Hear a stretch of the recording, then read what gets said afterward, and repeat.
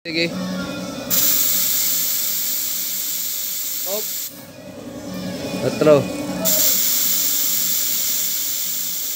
Op.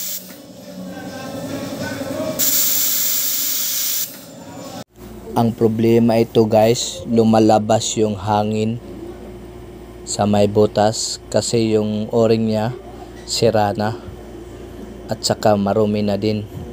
Babaklasin natin ito guys kasi i-repair natin, papalitan natin ng o-ring na bago, palitan natin lahat.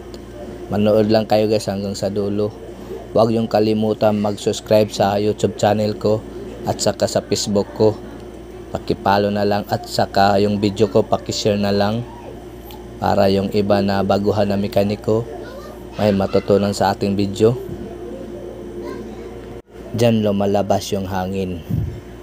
Pakita ko sa inyo guys, oh, ang marumi talaga guys. Grabe. Yan ang dahilan na bakit sumisingaw yung hangin. Yan guys, tatanggalin natin guys. Okay. Yan guys, oh, papalitan yan natin ang o-ring nyo guys. Yan, oh, dalawang piston guys, o-ring. Tigas na yung o-ring niya guys, papalitan natin ng bago. Grabe talaga, marumi talaga guys. Linisan lang natin yan guys. Yan guys, tatanggalin natin o-ring guys. At saka yung isa, tatanggalin din natin. Yan guys, nalinisan ko na guys, oh. Yan, oh, malinis na guys.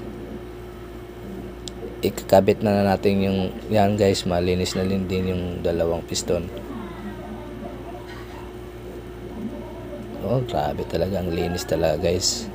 Walang swabe. Yan guys, ikakabit na natin yung o-ring guys sa dalawang piston at saka yung isa ikakabit din natin guys.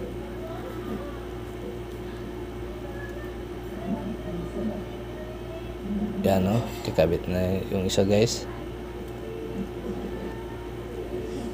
Ganyan lang, magkabit lang yung ng grasa guys para swabe talaga.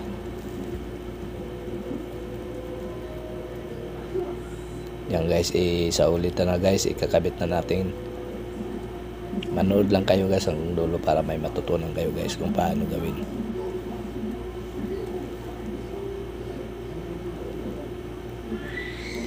Yung piston, ipasok lang yan guys. Yan, pasok na siya guys. Pagkatapos tatakip na natin guys.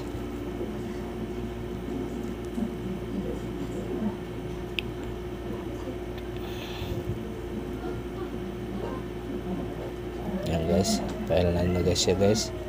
Kaya kakabit na natin yung hose guys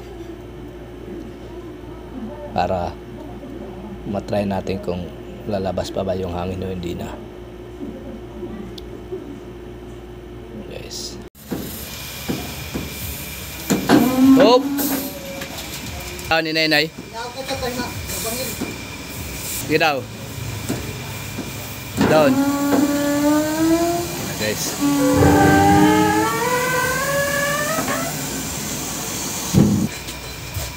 Na guys. Okay na.